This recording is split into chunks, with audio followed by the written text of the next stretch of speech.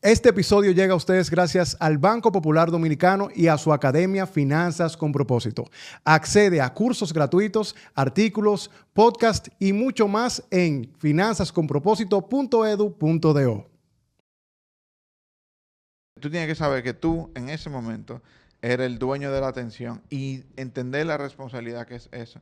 En ese momento, cada vez que yo tengo un show, sean 10 gente, 100 o 1000, yo tengo ahora mismo la cosa más preciada que alguien te puede dar, que es su tiempo.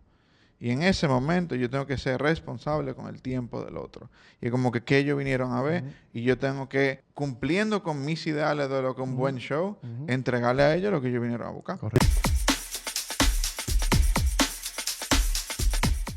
Bienvenidos a este nuevo episodio de Digital Talks, el podcast. Este es un espacio de marketing, estrategia y puro contenido para todo el emprendedor que quiere de una forma u otra aplicar técnicas de creación de contenido para llevar su mensaje mucho más lejos. Y hoy tengo aquí en cabina a un emprendedor, porque lo conocí primero en el mundo del emprendimiento, Sí, pero también la cara o uno de los rostros que está poniendo el stand-up comedy en alto desde República Dominicana para el mundo. Elías Cerulla. ¿Cómo estás, hermano? ¿Todo Gracias. bien?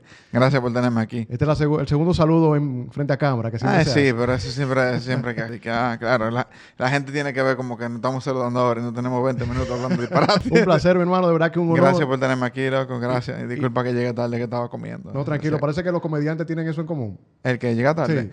Yo creo que no es tanto de comediante. Yo creo que Carlos y yo tenemos ADHD. Tú mencionaste nombre. Yo no dije eso. No, es que yo sabía de quién te está hablando. O sea, y él literalmente, yo me estoy leyendo un libro de ADHD, de TDAH, y porque me diagnosticaron, y dije, bueno, déjame yo comenzar a entender qué es lo que me está pasando, y él me lo vio y me lo pidió prestado una vez. Y yo dije, yo no lo he terminado porque obviamente estamos trabajando en eso. Totalmente. Mira, Pero es parte de... Hablando de comediantes una vez, Ajá. ya que tú tocaste el tema, yo siempre he pensado que el comediante tiene que ser la clase profesional más atacada mediáticamente del mundo. ¿Me explico? Ok. El comediante lo que busca es hacer reír de una forma u otra, hasta dar un poquito de felicidad si se quiere. Pero el público tiende a ser muy hostil cuando no recibe el resultado que espera del chiste que hace un comediante o del trabajo que hace el comediante. Entonces, yo creo contenido, a la gente le gusta o no le gusta. Sí. Pero si tú no me das risa... Es diferente. Es diferente. Claro. Entonces, ¿cuál es tu perspectiva para empezar la conversación de ese punto? Es un tema que es interesante porque yo no necesariamente creo que es por la comedia. Sí hay un matiz que sí. O sea, yo creo que el anonimato, o por lo menos la distancia que permiten las redes, ha hecho que la gente sea mucho más hostil, que en persona, esa misma persona no se comportaría igual. Como que hay veces que tuve comentarios, que a mí, que a otros, que yo cuánto, que actúan de una forma y después tú ves que alguien lo lleva a un show, que yo cuánto, y te lo tienen que dar. Es que, men. O están juzgando un contexto muy aislado de tu trabajo. Entonces yo creo que es por esa parte donde está esa distancia, ese anonimato de que son dos cuentas de internet discutiendo entre ellas, no son dos personas. Entonces, como no son dos personas, yo te puedo decir que tú eres un hediondo y que tú te vas a morir de esta vaina y que dónde está el chiste y yo cuánto y te voy a... Porque son dos cuentas, no son dos personas. Claro. Ese tipo de persona no me diría eso. Y no me estreso con esa parte. Pero sí creo que con el comediante hay un tema de que cuando tú estás haciendo tu trabajo, la gente juzga tu trabajo. O sea, y por más que sí, que sale tú, que hablando, que yo cuánto, y la gente le gusta o no le gusta, es tu trabajo, es tu podcast, es tu trabajo, es tu estrategia, es tu producto. De alguna forma, tú estás un producto o un servicio y la gente juzga el producto o servicio. Yo, por ejemplo, los músicos, bueno, el tipo llega y lanza un álbum o lanza una canción y qué coño, qué mala esa canción. Qué malo el álbum. Pero el álbum, ese artista todavía puede ser uno de tus artistas favoritos. Correcto. Pero hay una distancia entre el creador y la creación. Que yo siento que muchas veces la comedia no ofrece. O sea, eso fue una de las vainas que más me ayudó a no cogerme lo personal. Que era, cuando tuve un show y tú ves que en ese show estamos un par de comediantes y subo yo y no te doy risa, ¿qué tú dices? Ese comediante Es malo. es malo. Él es malo. O sea, no es su trabajo. No, diablo. Entiendo lo que él quería hacer, pero el chiste no, o su delivery, no es nada de lo que yo te estoy ofreciendo como producto. Claro. No es nada. Es ese comediante. Diablo, Elías sí es malo. Y se queda ahí. Y entonces, esa distancia, el público nunca te la va a dar. Interesantísimo. Te la tiene que dar tú. Y tú sabes que hago el paralelismo, tal vez aquí, sobre la cultura gringa del fracaso, que tal vez los latinoamericanos no tenemos tanto. ¿Cómo así? En Silicon Valley, la cultura de emprendimiento que vimos. Claro. Cuando tú fracasaba el emprendimiento, no el emprendedor. Claro. Y por eso tú veías que un tipo que explotó $1,000 millones, que levantó el financiamiento, luego consiguió más financiamiento porque... Y levantó otra vaina. Y levantó otro proyecto. Entonces, yo creo que ahí se asemeja un poquito. Y esa cultura de aceptar que podemos hacer cosas mal sin ser malos nosotros, sino el producto final que tal vez... Sí, y por ejemplo en la comedia, loco, es fuerte el hecho de que el fracaso no es un momento aislado que sucede, es ley y parte. O sea, yo recuerdo una amiga que intentó hacer comedia una vez y le había ido como bien 2 veces y después estaba de que no, que me están llamando y que te están llamando de qué, tú no tienes ni 10 minutos juntos. Entonces, ¿de qué tú me estás hablando? Y en una, como que la buscaron para un show y le fue mal, y le fue muy mal. Y bajó casi llorando de tarima. Y yo le dije, men, esto que te está pasando no es una rara ocasión. Esto es lo que pasa. O sea, el fracaso en stand-up, si tú estás probando cosas nuevas, si tú estás buscando decir algo interesante, si tú estás buscando expresarte con tu arte, si tú estás buscando decir lo que tú consideras que tú quieres decir en tarima, men, la primera vez no te va a salir bien, la segunda tampoco. Fácilmente te toma 10, 15 veces decirlo para tú entender qué es lo que tú quieres decir. Porque tú estás teniendo esta cosa en tu cabeza que tú tienes que traducir a palabras. Claro. Y es como que... Y el fracaso es esencial porque la gente ve el fracaso como una vaina como que fracasaste. Cuando tú, como emprendedor, entiendes que la iteración es fracasar. Iterar es fracasar constantemente a una velocidad que supere la depresión. Eso, o sea, y ya. Buenísimo. Tú sabes, y siguiendo con el fracaso, imagínate que haces un chiste, no dio risa. Ajá. Tú tienes varias opciones con ese chiste que no dio risa. O lo retiras de la rutina o comienzas a entender por qué no dio risa. Entonces, cuéntame un poquito cómo trabaja tu mente cuando tú haces ese chiste en tarima y no dio risa. ¿Qué piensa Elías en ese punto? Mira, en ese momento, o sea, ya hoy en día yo me siento mucho más cómodo diciendo algo que no da risa. O sea, en un sentido de que eso suena como que no me importa, pero no es eso, sino como que me siento mucho más cómodo experimentando con algo que entonces después me planto a ver como que, espérate, ¿qué es lo que no funciona de esto? Es que yo tengo mi concepto entero mal, entonces tengo que retirarlo, o tengo que repensar esta vaina, o lo guardo para después revisitarlo cuando yo sea mejor. Porque a veces que eso, yo he tenido ideas para chistes que yo sé que yo ahora no la puedo hacer. Porque no soy lo suficientemente bueno. Claro. Y la guardo. Y digo, cuando yo sea mejor, lo busco. Pero hay otra que simplemente es que tú estás diciendo la palabra que no es, estás diciendo el timing que no es, tal vez tú tienes el chiste, son vainas tan bolsas como hasta el orden. O sea, que tal vez ese chiste que tú quieres decir no está donde va en el show. Correcto. Y eso hace una diferencia que uno considera tan ridículo tener que pensarla. Totalmente. Pero toca. Entonces eso, tú dices, o es una vaina que no la sé manejar y la retiro. O una vaina que no voy a hacer y la retiro, o yo desmenuzo esta vaina. Y entiendo qué pasa. Y la gente a veces dice, no, es culpa del público. Pero es como Charlie. Para mí depende de eso. Sí, hay veces que puede ser culpa del público. En un sentido de que no te lo entendió, no te captó, que yo cuánto. Pero tú tienes que hacer el trabajo de llegarle tu mensaje al público. Ese es tu trabajo. Claro, totalmente. Entonces tú echar la culpa al público. Que ellos no me escucharon. No me prestaron atención. Mi hermano, eso no es el trabajo de ellos. Tu trabajo es llegar al mensaje. Entonces dice, ok, ¿qué está aquí estorbando que esta idea llegue? Y a veces que lo que tú crees que es una idea nueva o original es un disparate. Y tú estás diciendo una vaina que la gente está harta de oír. Claro. Entonces eso no te va a funcionar. Interesantísimo. Y hago también la pregunta porque se asemeja mucho al contexto de la creación de contenido. Cuando yo subo una pieza, yo tengo que entender por qué fracasó. Sí. O tuvo un mal hook, o no entregué el valor que prometí al principio, o tuve un mal punchline, o simplemente, como tú dices, tal vez el ánimo con el que comuniqué la idea. Tu delivery. Entonces, es muy importante que cuando algo no funciona, realmente entendamos cuál fue la pieza en el proceso que falló para poder enmendar, digamos que, ese error. Claro, porque si algo falló y tú decides no aprender nada, falló 2 veces. Entonces, como que no solamente perdiste el trabajo, perdiste el tiempo. Claro. Y como que, ok, tal vez esto que yo tiré no funcionó nada. O sea, no funcionó. Y dije, por lo menos yo tengo que ver si yo le puedo sacar información. Claro. O sea, ¿qué fue lo que falló? Falla en la hora, claro. Ahí son cosas que son más difíciles, por ejemplo, con un tema de contenido, porque para tú poder tener una visión real de eso, tú tienes que tener mucho más data. Que a veces, para alguien que postea así esporádicamente, es muy difícil tú puedes juzgar cada caso como aislado, porque tú tienes que buscar tendencias, que si el tema de las horas, que si el tema de qué sé cuánto. Y hay una cantidad de vainas de que yo te tiro un clip de un video, te lo tiro hoy, y te tiro el mismo video, y el mismo video lo tiré hace 4 meses.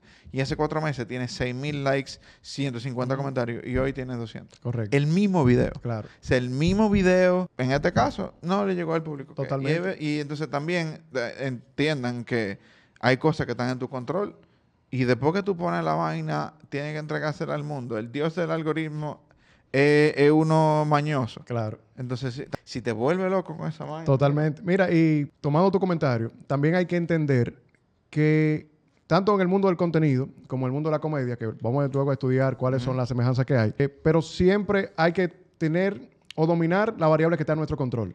Claro. Y dejarle al destino la que no.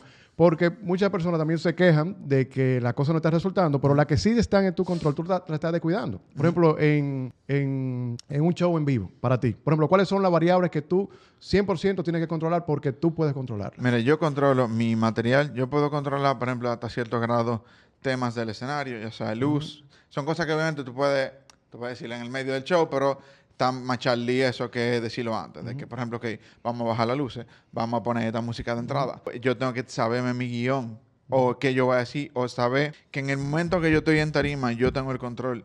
Inclusive hasta pasete reírte de burlas hacia mí. Si yo me voy a burlar de mí mismo, yo te estoy dando el permiso. No es que yo te estoy diciendo que te burles de mí. Yo te estoy dando el permiso que tú te cures con que yo soy narizón por estos 30 segundos. Claro. Fuera de ahí, no. Entonces, tú tienes que saber que tú, en ese momento, eres el dueño de la atención y entender la responsabilidad que es eso. En ese momento, cada vez que yo tengo un show, sean 10 gente, 100 o 1000, yo tengo ahora mismo la cosa más preciada que alguien te puede dar, que es su tiempo. Y en ese momento yo tengo que ser responsable con el tiempo del otro. Y es como que ellos vinieron a ver y yo tengo que, cumpliendo con mis ideales de lo que es un buen show, entregarle a ellos lo que ellos vinieron a buscar. Correcto. Y eso, o sea, yo no debo perderle el tiempo, la atención a ellos, ya sea disparateando con chiste bolsa, ya sea haciendo la vaina que te hace todo el mundo, ya sea que tú te la pasas full hablando con una gente y te quedaste pisado con esa gente. Y es como que, ok, hasta inclusive el mismo tema de un heckler, que es como el que te estorba en un show, que aquí no se da mucho eso. Aún si se da, tú tienes una responsabilidad de majar. Ok. O sea, de silenciar esa bulla, porque esa bulla está estorbando la atención de la gente. Buenísimo. Entonces, ese es tu trabajo. Tú tienes unos 9 años de carrera ahora mismo. Yo tengo 10. 10 Yo años. comencé, oficialmente yo comencé hace como 10 años. Ok. O sea, yo intenté en Open Mic 4 años antes de eso. Ya hace 14 años de esa vaina. Pero yo no volví a tarima por 4 o casi 5 años. Ok. Hay una palabra que entonces yo voy trayendo a la conversación, que es la consistencia. Y es algo que carecemos muchos emprendedores, creadores de contenido, porque creemos que los resultados que tanto anhelamos son inmediatos. Y algo que yo admiro de los profesionales de la comedia son 2 cosas. La consistencia y el poder que tienen para lidiar con la hostilidad. ¿Cómo tú, en un contexto tan hostil, tú mantienes la consistencia? Bueno, ¿hostil en qué sentido? O sea, tú dices... Tú tienes que lidiar mucho con el fracaso. Sí. Tienes que lidiar con la no risa, tienes que lidiar con tus emociones, con las emociones del público. O sea, tú tienes, dentro del mundo de la comedia, hay luces y sombras. Claro. Y entonces no es tan fácil mantener siempre esa energía y esa motivación de, yo nací para esto y voy a tener éxito. ¿Cómo tú trabajas esa parte? Sí, bueno, comenzando por la parte de hostilidad, te diría como que a mi papá tú le dices que no, que ese negocio es difícil. ¿Y cuál negocio no es difícil? O sea, y es un tema, por ejemplo, de que con esas cosas negativas que puede tener como el ser comediante y el trabajo que conlleva, es aprender que es lo mismo con el tema que estamos hablando ahorita. No es una vaina aislada. Okay. No es que tú tienes la comedia más el fracaso. Es que el fracaso y el éxito en la comedia son la comedia. Okay. O sea, como que tú tienes que querer la vaina entera. Tú no quieres... Si tú dices que tú amas a tu pareja y tú amas a tu pareja, todo. Aunque hay vainas que te quillen de ella, no es que existe ella más su desorden en el baño. O ella más es todo, loco. Entonces, o tú quieres la vaina entera o tú no la quieres. Así que yo lo veo. Entonces, como que eso también ayuda a tú no frustrarte con las partes frustrantes de esta vaina. Okay. Porque tú dices, esto es ley. Esto es ley, parte de lo que estoy trabajando. Y si yo quiero hacer esto viene. Claro. Y no hay forma de tenerlo sin esto. Buenísimo. Entonces ya, y tú dices, bueno, tengo esta parte. Con la parte de consistencia, si tú supieras, yo creo que es de las debilidades más grandes que yo tengo. O sea, yo me pongo en compromisos, retos, shows y vaina, porque sin deadlines yo no funciono. Claro. O sea, si yo tengo una fecha para hacer una vaina, yo le doy larga y tengo un show el martes y tengo que repasar ese material ahora porque tengo un show el martes. Pero de gratis, así de... El tema de consistencia para mí es uno de los temas más difíciles. Y todo emprendedor cree como que si tan solo yo fuera un robot, yo fuera mejor. Ujú. Y tú no eres un robot, Claro bro. que no. Pero el sentimiento está ahí. Y uno es muy duro con uno mismo. Pero mira qué interesante. Yo justamente estaba leyendo un artículo hace poco y decía que la disciplina está sobrevalorada. ¿Por qué sobrevalorada? Porque entendemos que o yo nací siendo disciplinado o no soy disciplinado. Ok. Pero mira como tú dices que tienes una debilidad con el tema de consistencia o tal vez disciplina, pero tú buscas herramientas para poder serlo. Claro, yo me meto en un lío y tengo que resolver. Sí, correcto. Eso. Entonces yo creo que lo mismo pasa con la creación de contenido, lo que nos están viendo aquí. Que no tengo la consistencia para hacer tanto contenido como César o como William Ramos. Espérate, no es que tú no la tienes. Es que tienes que buscar las herramientas que te ayuden a mantener esa consistencia. Claro, y yo creo que ese tipo de comparación, por ejemplo, si yo me fuera a comparar con ustedes, yo hago nada en contenido. O sea, pero si yo me digo, porque yo no soy como César, porque yo no soy como William, es una forma de barajar. Sí. O sea, es una forma de procrastinar al yo simplemente compararme con alguien que en este aspecto me lleva muchísimo. Y me lleva muchísimo también como que en un juicio muy arbitrario. Porque yo no estoy tomando en cuenta qué es el tipo de contenido que yo necesito Claro. y qué frecuencia yo necesito. Claro. O sea, qué Elías necesita para empujar su show. Tal vez yo tengo que hacer una fracción de lo que ustedes tienen que hacer. Tal vez no, tal vez tengo que hacer el doble. Pero ni lo he pensado. Yo nada más me estoy comparando con que ustedes hacen pila y son duros en eso. Entonces, de esa forma, es una forma de yo barajar. Porque digo, si yo no voy a hacer en contenido como César, mejor no lo hago. Entonces, mejor no lo hace. Sí, no lo sí. hace y ya. Y ahí se quedó todo. Y ahí se quedó. Y hay algo que hay que entender, y yo trato de ponerlo siempre sobre la mesa cuando hablo con profesionales de industrias tan diversas. La comedia, lo que tú haces stand-up, para mí es contenido.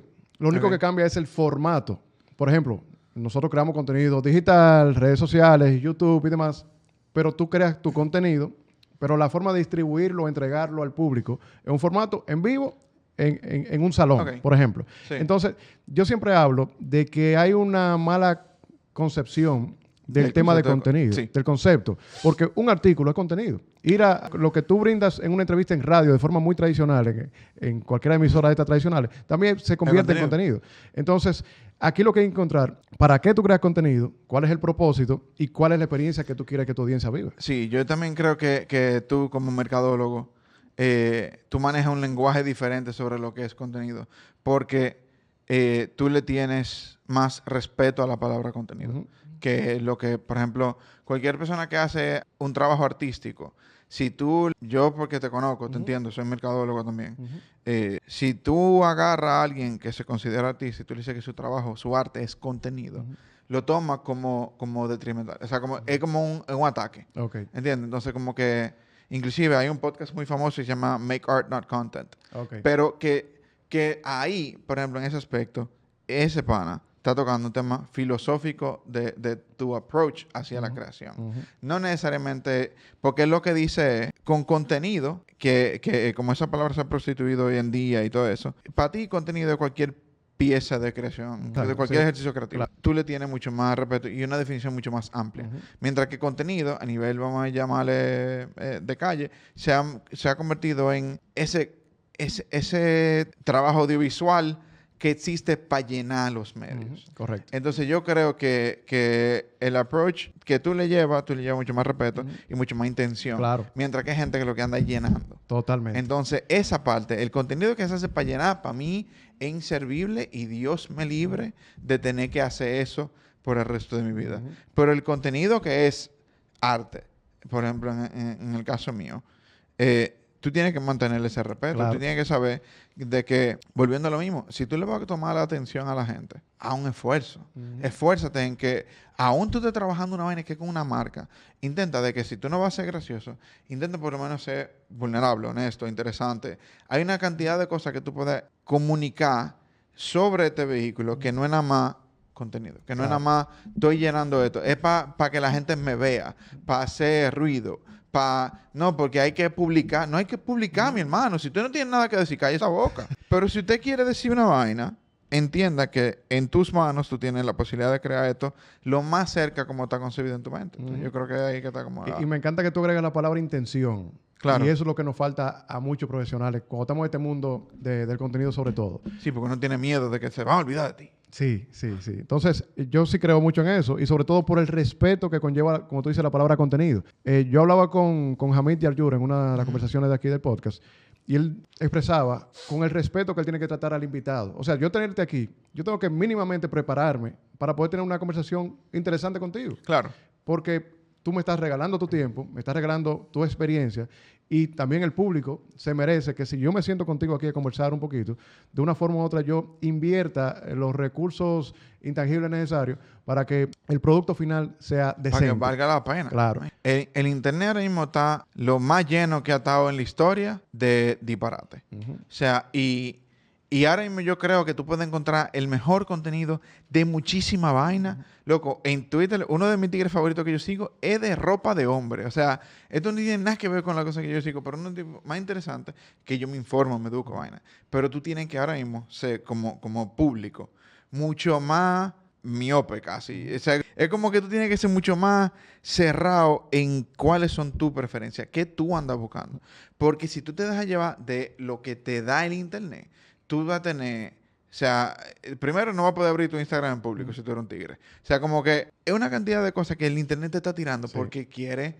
hay una entrevista muy buena con un comediante, se llama, que él habla de que a medida que se ha perdido por el concepto de colonización y conquista territorial, pues se ha movido esa misma guerra a tu atención y tu tiempo. Okay. Entonces, ahora todo el mundo quiere tu tiempo. Y por eso que yo entiendo que tu tiempo es tan valioso. O sea, por eso que yo digo, yo no quiero hacer cosas. O sea, y hay veces, no la quiero hacer. A veces toca, a veces es ley. Pero tú dices, no, yo quiero poder entender que si alguien me está dedicando su tiempo, y a lo mismo sean 10 gente, sean 100, sean 1000, si esta gente están escuchando, yo quiero que esto valga la pena y por eso que uno se esfuerza en revisar tu material, en revisar el cuento que estás haciendo, en ver tu video, verse grabado o escucharse el sentimiento más incómodo del planeta. Claro. Loco, yo tengo que hacer eso constantemente y a veces me da hasta grima verlo pero porque que tú sabes hasta el error que viene. Porque tú visitas tu show, tú sabes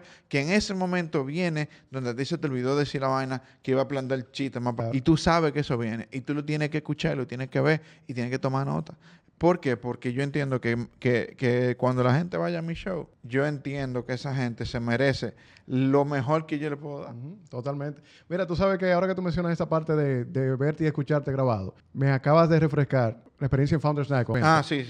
Yo recuerdo que yo hablaba muy tranquilo delante de 350 personas, 300, sin ningún miedo a equivocarme, no había problema.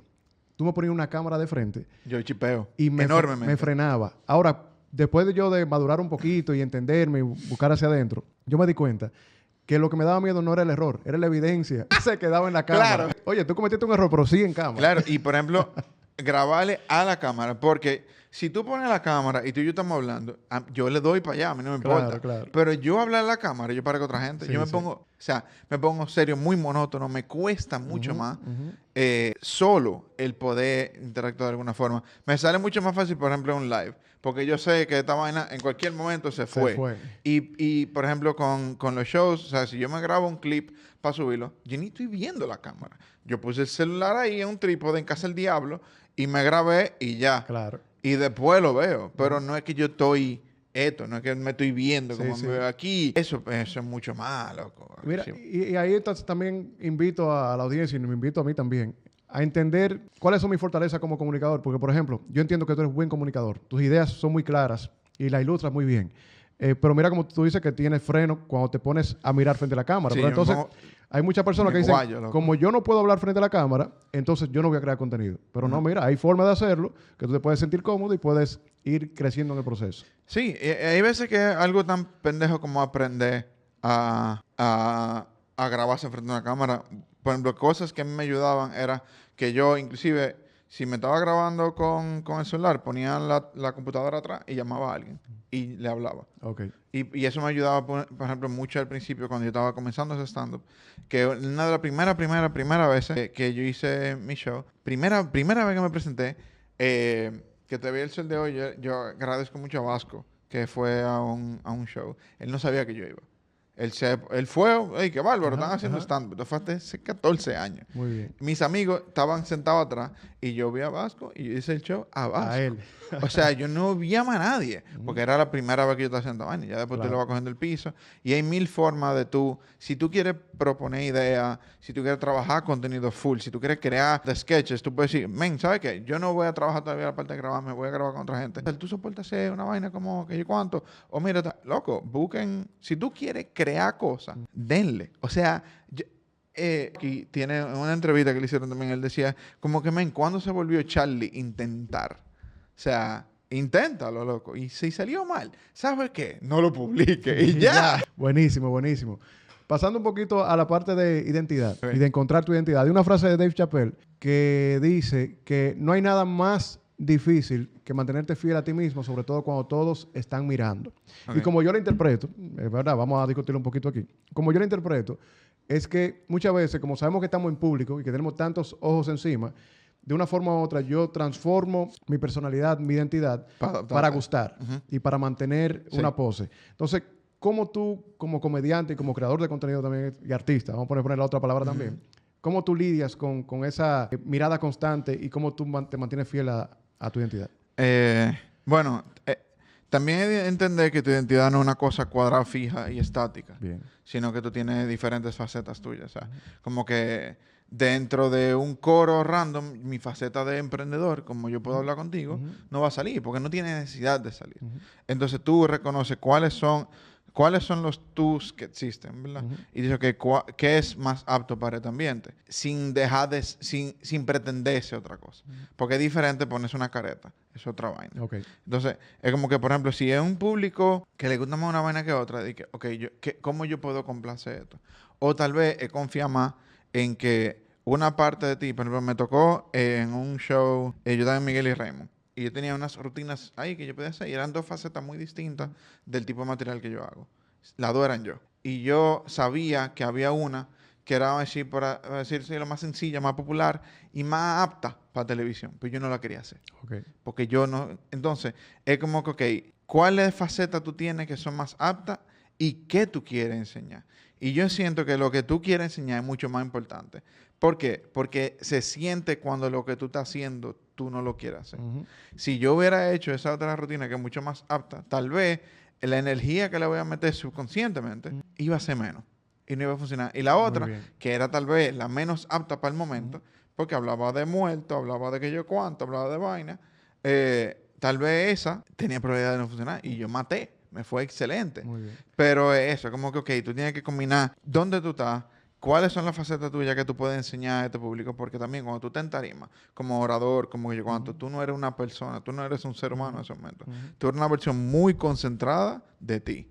Y esa persona, yo no puedo ser en la vida real como yo soy en tarima. O sea, la versión mía que existe en tarima por 1 hora, 2 horas, loco, una versión mucho más fresca, mucho más necia, mucho más indecente, mucho más que está criticando la sociedad, que vaina, que yo cuánto. Y es como que si yo fuera así el día entero, yo fuera insoportable.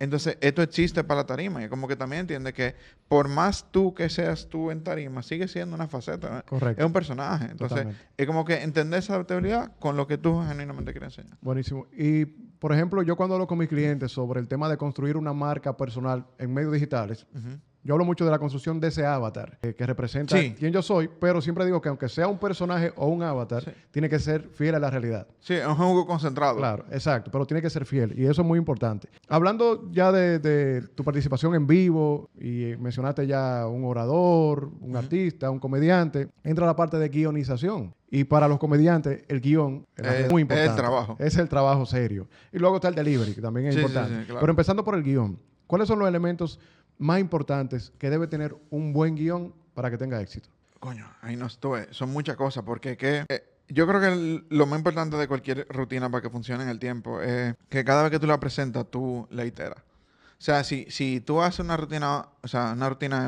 es un beat, para la gente que está escuchando. O sea, cuando llega una rutina, es lo que mucha gente diría como que, él tiene un beat, él tiene un chiste de... Sí, es un chiste de vivir solo, no un chiste. Es un segmento que tiene todos los chistes metidos ahí, ¿verdad?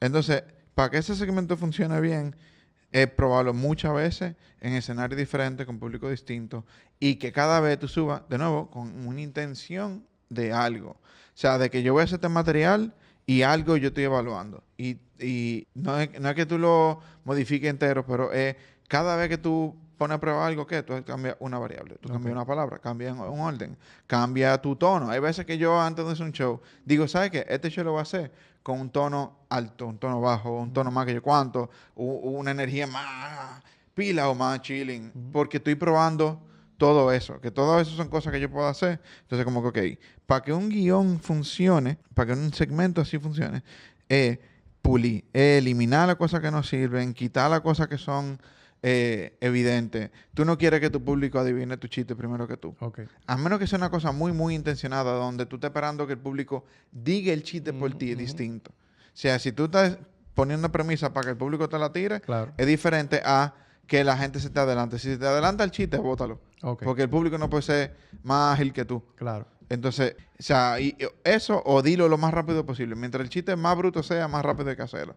Entonces, como que eso, esa modificación que es el proceso más agrio porque es el proceso más solitario. O sea, es un tema de que si yo tengo show esta noche, yo me voy a sentar con la rutina y voy a ver qué le voy a cambiar, qué le voy a probar. Ok, le voy a quitar esto, le voy a quitar aquello, le voy a quitar aquello. Y le puse esta. La probé, la escuché. En mi casa solo, yo digo, ¿sabe qué? En esta me funciona mejor esta otra vaina. Ok, pues le voy a poner eso. Salió improvisado esta parte, le voy a agregar una vaina. Por eso es muy importante, por ejemplo, grabarse. Pero eso, es el tú llevar la vaina al mundo, traerla, sentarte en tu cueva y a trabajarla otra vez y volver a llevarla hasta que tú digas, esto es lo mejor que yo puedo hacer con esto y la suelta. Porque eso es, no me acuerdo qué artista famoso era que decía esa vaina, que el arte no se termina, se abandona. Bien. ¿Sabes que me llevo algo de ti y me lo llevo para seguir practicándolo? Y también invito a la audiencia que lo aplique. Y es que uno tiene que convertirse en ese gran crítico para uno mismo. Muchas veces te duele la crítica externa, pero también te duelen más las internas, Sí. tu propia crítica. Entonces eso se convierte en un freno. Hasta que tú no abraces que hay un animalito oscuro ahí en ese error y tú tienes que mirarlo a los ojos para cambiarlo. Ya, me fui poético ahí. Me fui poético, pero es como que tú tienes que ver de frente ese error y aceptarlo para poder cambiarlo. Sí, porque te está diciendo, o sea, si tú ves mis redes o lo que sea, tú me ves a mí y me dices, Elías, mira, yo creo que tú deberías cambiar. Tú me lo estás diciendo con todo el deseo de que sea para mi bien. Entonces, a veces uno como con su crítico interno lo que tiene es un cabrón que te está dando batazos. Entonces, como que tú tienes que entender que esa crítica interna tú también la puedes hacer de una manera gentil. Okay. Lo que pasa es que uno se trata a sí mismo de forma que tú jamás tratarías a otra persona. Buenísimo. Entonces, tú tienes que como que entender como que, ok, yo estoy criticando esto, pero yo estoy siendo genuino en mi crítica o yo simplemente me estoy odiando en este momento. Entonces, como que, ok, ¿cómo yo criticaría a otro comediante con este material? O sea, ¿cómo yo me doy esa distancia? Claro. Y esa misma distancia que el público no te da con tu chiste y contigo como comediante, tú mismo también te la tienes que trabajar en tu crítica. Es como que, bueno, ok, estoy viendo esto. Ok, soy malo en esta vaina. Está bien, ¿cómo me hago mejor? Es difícil. Esa es una de las partes más difíciles, yo creo. Buenísimo. Y aplica para todos y los creadores de contenido que se maltratan cuando hacen las cosas malas o no funcionan. Uno se abusa muchísimo. Para ir cerrando por tema de tiempo. Sí, eso pasa. Te he visto en diferentes contextos. Programas de radio, show en vivo y temas grabados en pandemia y de cosas interesantísimas, como los clandestinos. Yo quiero primero ver cuál es la gran diferencia a nivel de formato, cuáles son los grandes retos de ser un artista de stand-up comedy en el show y en un programa de radio. ¿Cuáles son las cosas que más se complicaron en ese cambio de ambiente? Bueno, realmente, por ejemplo, con el Open Mic, que era un programa de radio, porque ahora yo tengo un chiste a la vez, que un podcast. Es mucho más chilling. Un podcast lleva una velocidad mucho más al paso. El programa de radio, yo creo que el reto principal ahí era la velocidad. O sea, yo trabajé ahí con Starling, que tiene experiencia en radio. Miguel y yo éramos los nuevos. Y Pío, que también no solamente tiene mucha experiencia en radio, también tiene una velocidad de pensamiento muy ágil. Okay. Entonces, para mí, yo creo que el Open Mic era un programa un poco distinto a los programas de radio normales porque era ahí, o sea, era pila. Y como que hay veces que tú un programa de radio está como mucho más chile, mucho más, y cuánto, van a poner una canción y vaina. Y hay otros que no, obviamente. Y radio tiene mucha magia. Pero para mí, full radio era un tema de velocidad. Porque ahí no teníamos guión. A diferencia de que como algunos programas pueden tener que, bueno, hoy vamos a hablar de... Nosotros llegamos locos y 5 minutos antes de abrir el micrófono, ¿de qué vamos a hablar ahora? Y ese era el tema. Y entonces era que tú estás con 4... O sea, éramos 4 comediantes. A veces teníamos invitados. Y te das cuenta que cuando teníamos invitados, no tenían la velocidad que teníamos nosotros. O sea, y particularmente como ya como a los 6, 7 meses, que estamos toditos ya ahí. Eso era una velocidad de pensamiento. De que tú estabas pensando un chiste, ya tú estás viendo que el otro lo vio, entonces tú quieres montarle una premisa para que él la haga. Ella era mucho de trabajar en el aire. Ok. O sea, era muy diferente al tema de un guión para stand-up, porque en este era no solamente una improvisación, es que tú estás intentando entender qué va a decir qué puede decir si tú dices esta vaina, y cómo respetar como los temas y los tiempos. Era una locura. Y ahí se comparte entonces también hasta el chiste, porque tú empiezas con una idea, pero yo puedo venir con el punchline. Exacto. Hay veces que, por ejemplo, tú tenías una buena premisa y no tenías el punchline todavía. Voy a plantar la premisa y tú te quieres que la paren. Claro. Entonces, a veces era eso. Tú tirabas una vaina para el aire para que la cojan. Y tú dices, ok, por aquí cogen entonces aquel, por aquí cogen aquel. Y eso me generó a mí una capacidad mucho mayor de improvisación. Ahora en tarima que yo tengo que yo soy mucho más ágil para responderte cualquier vaina. Si alguien dice un comentario, yo soy mucho más ágil en tirarte algo para atrás. Okay. Ahora mismo. Buenísimo. Y también en trabajar con mis compañeros de que son agilísimos. Entonces, como que, ok, yo le alcancé. Sí, sí. Y tú sabes que ahí entra algo que a mí me gusta ponerlo en práctica conmigo. Y es poner mi talento a prueba. A veces uno está muy cómodo en el podcast. Déjame hacer una entrevista, una conversación con Elías aquí tranquilo en el podcast. Pero he tenido contextos incómodos donde he tenido que hacer entrevistas incómodos o porque tengo muy poco tiempo o porque hay ruido o lo que sea. Poca preparación. Poca preparación o que fue una entrevista improvisada. Sí. Y me encanta hacer eso porque eso es lo que me da, digamos, la experiencia.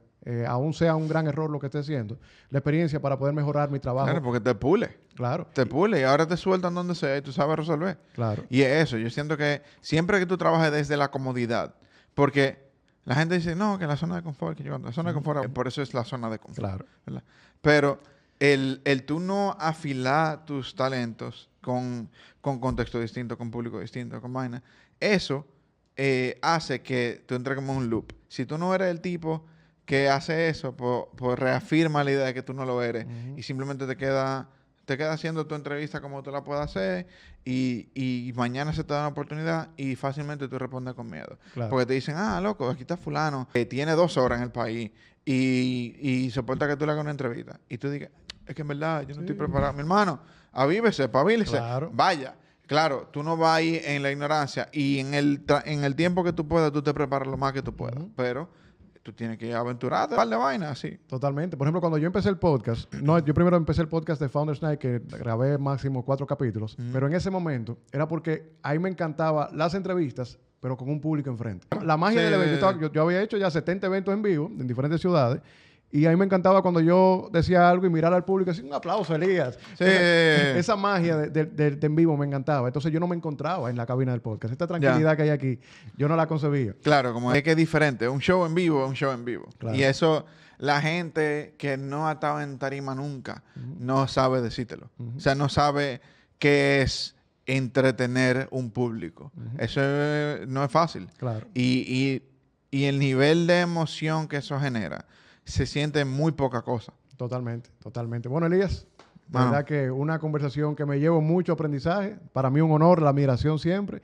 Que sigan creciendo. Y espero que no sea la última conversación en este espacio. Espero que no. Pronto tenemos muchos temas. Yo tengo ahí anotado que no... que siempre falta tiempo. Siempre porque falta. Es que uno siempre... Y más cuando hay tanto valor en la conversación. Así pero que... sí. Y a la gente que me está escuchando, voy para Estados Unidos. O sea, que si usted está allá o tiene gente allá, voy a estar en Estados Unidos. Pueden buscar o en elieseruggi.com o en lacuartadosis.com y voy a estar presentándome por primera vez full, loco, que se nos dio. ¿En cuántas ciudades? Vamos, creo que son 11 ya. Buenísimo. Sí, como que tenemos Miami, Tampa, Florida. Orlando.